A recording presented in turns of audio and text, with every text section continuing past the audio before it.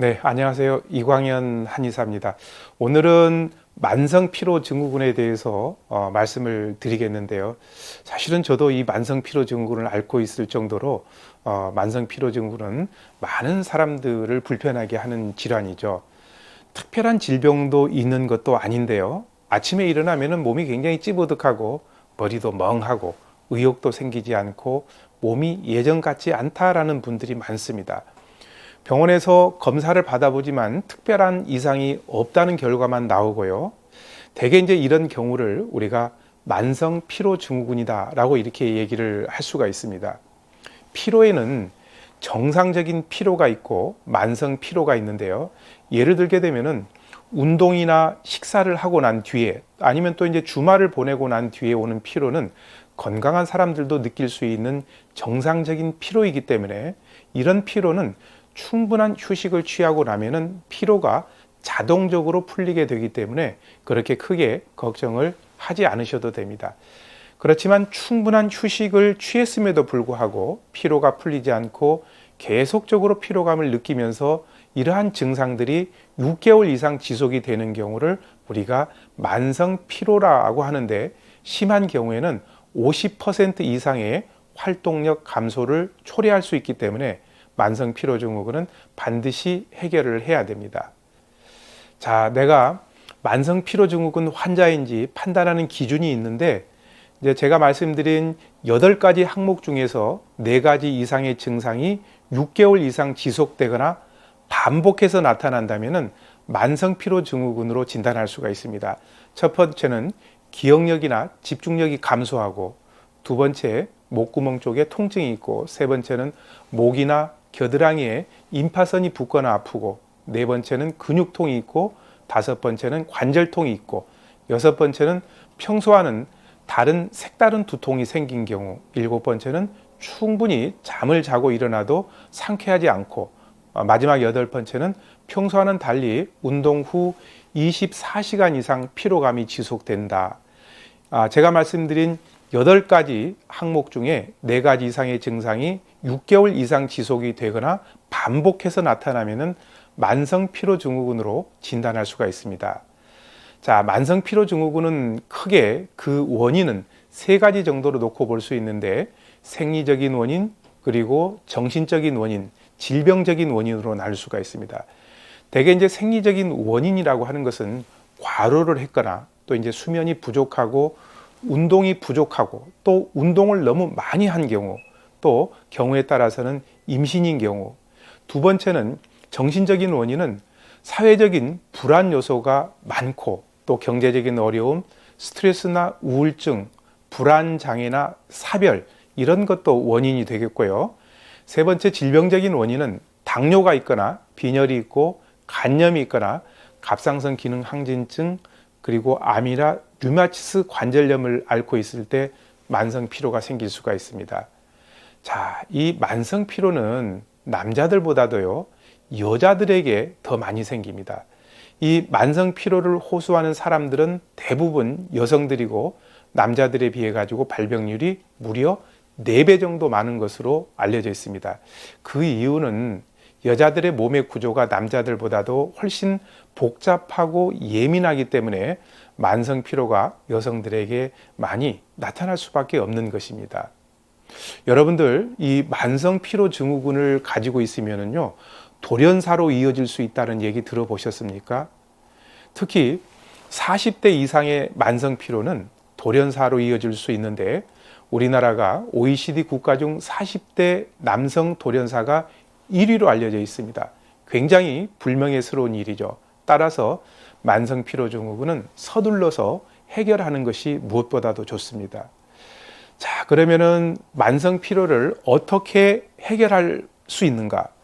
만성 피로로 진단이 되었다고 해도 무조건 약으로 해결하는 것은 좋은 방법이 아니고요. 우리가 일상생활에서 약간의 노력만 있어도 건강한 몸으로 돌아갈 수가 있습니다.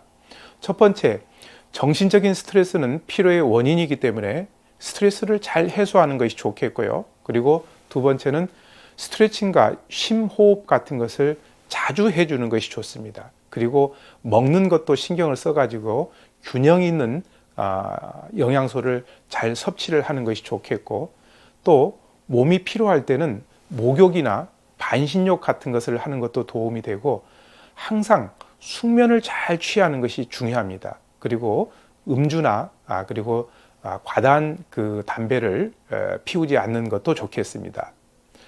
자, 그러면 우리가 이렇게 만성 피로 증후군이 있는 경우에 도움이 되는 음식을 알아보겠는데요. 첫 번째는 뭐니 해도 인삼입니다. 인삼은 원기를 크게 보호한다, 대보원기한다 라고 이렇게 동의보감의 기록이 되어 있습니다. 인삼은 보약의 대명사로 알려져 있는데요. 우리의 기를 북돋아주고 진액을 생성시켜주는 효능이 아주 탁월합니다.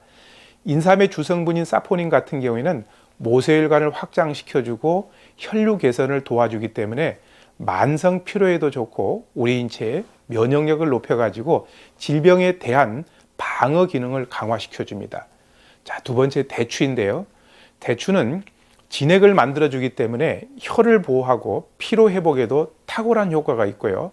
한방에서는 대추를 신경 안정제라고 할 정도로 우리 마음을 편안하게 안정시켜주는 효능이 뛰어납니다. 대추에도 인삼에 많이 들어있는 사포닌 성분들이 많이 들어있기 때문에 체력을 보강하는 작용이 있으면서 심장 기능을 강화시켜주고 소화 흡수력을 촉진시켜주고 신경을 안정시켜주는 작용이 있습니다. 특히 대추의 단맛은 피로를 풀어주는 데도 도움이 많이 되죠. 자, 세 번째는 오미자인데요. 오미자는 비타민 A나 C가 풍부하기 때문에 우리 몸의 기운을 북돋아 줄 뿐만 아니라 피로 회복에도 도움이 되고 중추신경을 각성시킴으로 인해 가지고 뇌에 활력을 불어넣어주고 일의 능력을 높여줍니다. 네 번째는 꿀인데요. 꿀은 아주 옛날부터 이 동서양을 막론하고 식용이나 약용으로 사용해 왔습니다. 꿀에는 미네랄과 비타민이 풍부하기 때문에 피로 회복에 가장 좋은 음식이면서도 약이 되는 겁니다. 바로 인삼, 대추, 오미자, 꿀을 잘 활용을 하면 도움이 되는데요. 인삼 한 뿌리에다가 대추 10개, 오미자 5g 정도를 넣고 물 2000cc 넣습니다. 여기에다가 1시간 30분 정도로 약한 불로 달여가지고 물의 양이 반절 정도 줄어들게 되면은 거기에다가 꿀을 3티스푼이나 한 5티스푼 정도 타서 복용하면은 만성 피로를 풀어주는데 많은 도움을 받을 수가 있겠고요. 자, 참깨입니다. 동의보감에 보게 되면은 참깨는 과로가 심한 경우에 사용하게 되면은 오장을 보호하고 기력을 도우면서 피부를 부드럽게 하면서 뇌를 충실하게 해준다, 뇌를 튼튼하게 해준다 라고 이렇게 기록을 해놓고 있습니다. 이 참깨는 질 좋은 단백질과 피로 회복을 돕는 비타민 E, 비타민 B1, B2가 아주 많이 들어 있습니다. 이 참깨를 후라이팬에 볶은 다음에 믹서기로 잘 갈아 가지고요, 그것은 이제 밀폐 용기에 담아둔 뒤에 대개 우유 한 잔에 2티스푼이나 3티스푼 정도 타서 마시면은 피로를 풀어주는데 도움이 많이 되죠. 그리고 우리가 먹는 음식 중에 식초도 만성 피로를 풀어주는데 도움이 많이 되는데요. 15세기에 서유럽 탐험가들이 신항로를 개척하기 위해서 오랫동안 바다를 항해하면서도 건강을 유지할 수 있었던 것은 식초에 절인 채소를 즐겨 먹었기 때문에 그렇습니다.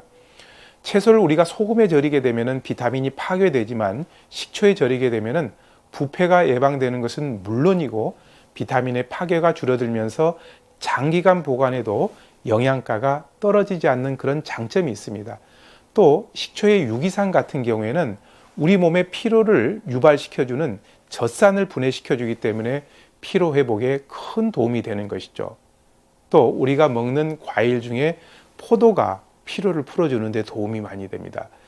포도는 기혈을 보호하는 작용이 있습니다. 포도는 그 자체가 단당인 포도당으로 되어 있기 때문에 먹기만 하면은 바로 흡수돼 가지고 에너지로 빨리 이용될 수 있는 장점이 있습니다. 따라서 포도는 전 세계적으로 회복기 환자나 허약한 사람들에게 가장 많이 추천되는 과일이죠. 쉽게 말하자면요, 이 포도 한 송이를 드시게 되면 5% 포도당 수액 링거 주사를 맞는 것과 비슷한 양의 포도당을 섭취할 수가 있습니다. 만성 피로를 푸는데 발 마사지만한 것이 없습니다.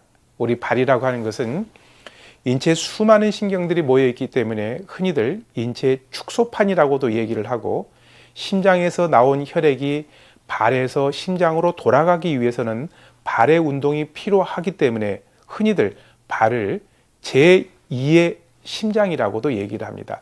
따라서 이 발 마사지를 해주게 되면은 혈액순환이 촉진돼서 피로가 풀어지고 반사적으로 두뇌가 자극돼 가지고 정신이 맑아지는 효과가 있습니다. 자, 이제 40도에서 42도 정도의 따뜻한 물을 복숭아뼈 위 3cm만큼 채운 뒤에 20분에서 30분 정도 담그고 있으면 됩니다. 이때 이제 물이 식게 되면 수시로 따뜻한 물을 조금씩 보충해 주면 되겠고요. 이제 발을 깨끗이 씻은 후에 로션이나 오일을 구석구석 충분히 발라주고요. 이제 발등 마사지 방법인데, 엄지손가락으로 발가락에서 발등, 발목까지 구석구석 꾹꾹 눌러준 후에 주먹을 쥐고 발등을 가볍게 두드려 줍니다. 손으로 발가락을 하나씩 돌리면서 뽑아줍니다. 그러니까 발가락 뽑아주기가 되겠죠. 그 다음은 엄지손가락으로 발바닥을 구석구석 꾹꾹 눌러준 후에 주먹을 쥐고 발바닥을 가볍게 두드려주는 발바닥 마사지, 그리고 발목 돌리기인데요. 다리를 허벅지 위에 올려놓고 안쪽과 바깥쪽으로 5번씩 이렇게 교대로 돌려주는 방법입니다. 자, 마지막으로는 이런 만성 피로가 있을 때 어떤 한약을 쓰면 이 피로를 해결할 수 있는가?